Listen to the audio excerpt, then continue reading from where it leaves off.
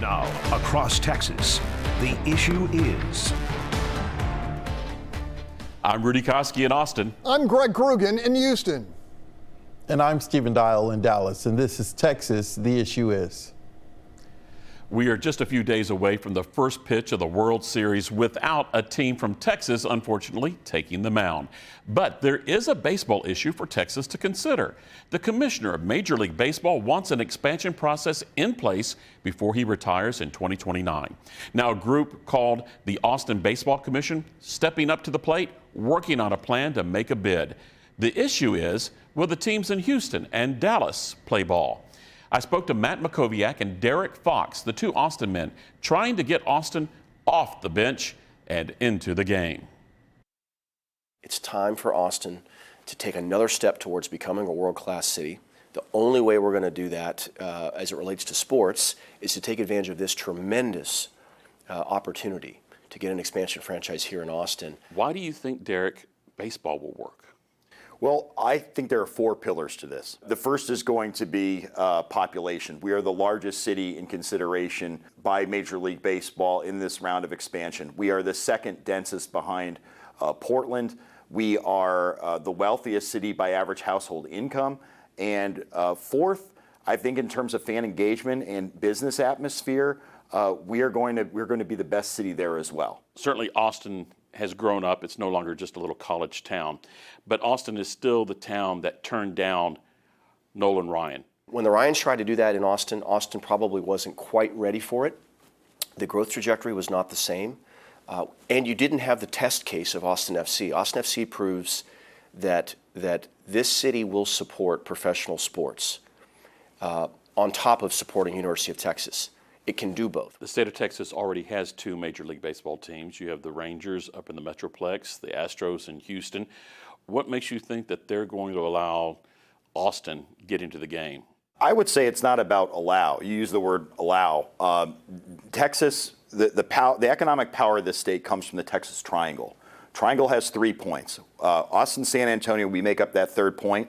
By the end of this decade, between us and San Antonio, we'll have 6 million people. We know that the league and that people in the sport are talking about Austin as a market now. And they weren't doing that when we started. The perception was that Nashville was going to get a team without question, and that Salt Lake City was very well positioned to get the second team. Well, Salt Lake City is 1/5 the size of Austin. It is simply not a market that should be competing with us in anything, period. The decision of the markets that get the expansion franchises will be made by all 30 owners. 2 of those 30 owners own teams in Texas.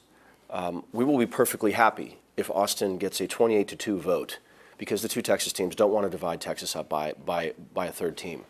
As Derek has pointed out consistently, Dallas and Houston are large enough to survive without relying on Austin. Dallas is the 5th largest TV market in the country, and Houston is 6th. If you're telling us that those markets cannot survive without having Austin be part of it, then Major League Baseball has a much bigger problem. It is time for Austin to stop looking at our state in a way where we feel like we have to ask Dallas and Houston if we can have nice things. You talk about investors. Who's your lead investor? Do you have one yet? And who's your ownership group? Do you have any names that are ready to come out? We don't have names at this point. That is really the toughest nut to crack because one of the things we've spent some time, both in the due diligence phase and then since, is trying to understand exactly what this will cost and how it will work. We believe this is a minimum $4 billion enterprise.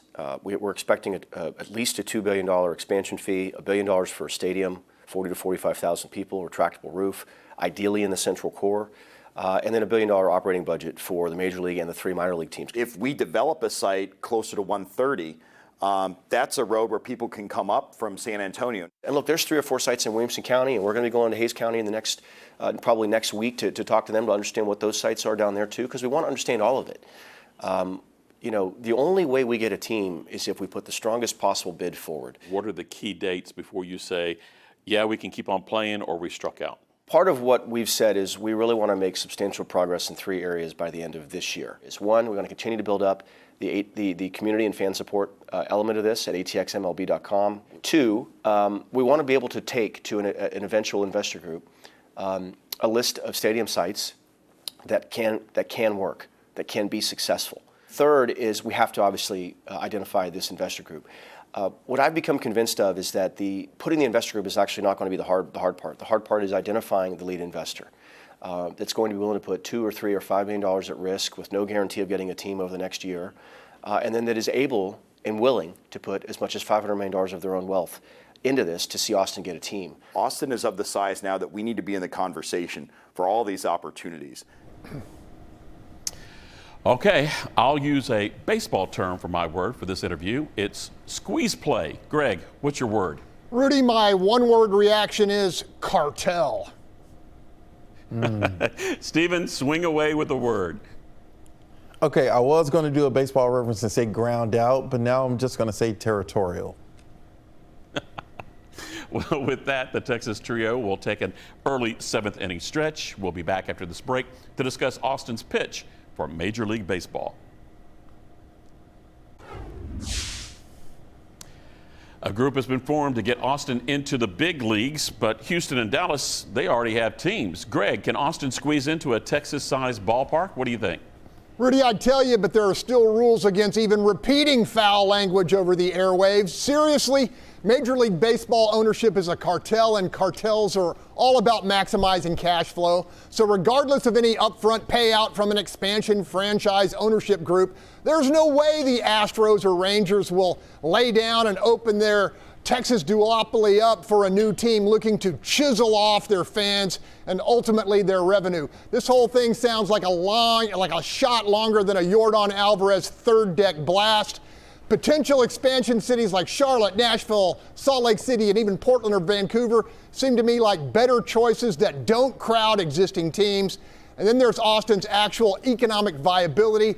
Seriously, will Central Texans buy 20,000 plus tickets 81 times a year for a team likely to suck for a while? Oh yeah, I last heard it can take longer sometimes to get from Round Rock to the Hays County line than driving from Bastrop to Houston. Rudy, I can go on. Wow. Contraire, my orbit friend. Houston and Dallas, they don't have veto power on expansion selections, but they could still a curveball or two at Austin's bid. Stephen, the ATX team claims to have some political heavyweights backing them. Any signs North Texas lawmakers may get involved, try to pull up a block? I mean, I agree with some of what Greg said, but he was very fiery, I'll say that. And to mention Nashville and Charlotte, you have to remember, my team is the Atlanta Braves, to be completely honest. They have a lock on the South, and so that may be pretty hard on that route, too. Yeah, I think North Texas lawmakers will get involved with this. I think, yes, even though the Rangers and the Astros have one vote apiece, they can do some influencing. So does Austin have the market for it? Sure. Will it happen? I don't think so. Austin does have a Major League Soccer team, F1 and other major motorsports racing here in Austin. San Antonio, just down the road, they got the NBA. The two metro areas, they could team up, be a major media market for the Major League Baseball. Greg, as you mentioned, money does talk, but it can't help, bringing up, Austin did say no to Nolan Ryan. So do you buy that Austin's a different town now? Look, while the NFL and Major League Baseball are different operations, I can't help but think of San Antonio business mogul Red McCombs' long and futile bid to bring a National Football League franchise to the Alamo City. Despite McCombs' deep pockets and ownership history, it didn't happen. Last time I checked, Austin was the 35th market in terms of TV audience, smaller than Charlotte, smaller than Nashville, smaller than Salt Lake, smaller than Indianapolis, smaller than Portland. You get my point. Okay, Stephen, so who do you think Austin's biggest threat is if it's not Houston and Dallas? It's Houston and Dallas. I think two rivals will come together and do some conspiring. Okay. Well, if Austin does get a team, some people have suggested Bats as the name, but Louisville already has that name for their team, their minor league team. Maybe if Elon Musk becomes an owner, he could get involved and the team could be called the Muskrats. Greg, what's your suggestion for a name? Hey, how about an homage to the city's ever-present homeless, the Austin Hobos? Or maybe a chronic pastime, the Austin Doobies. Folks in our newsroom like this one best, the Austin Weird. I was thinking maybe Austin Hippies, too. Stephen, you got a name to pitch? I was thinking Austin Senators or Austin Capitals. Okay.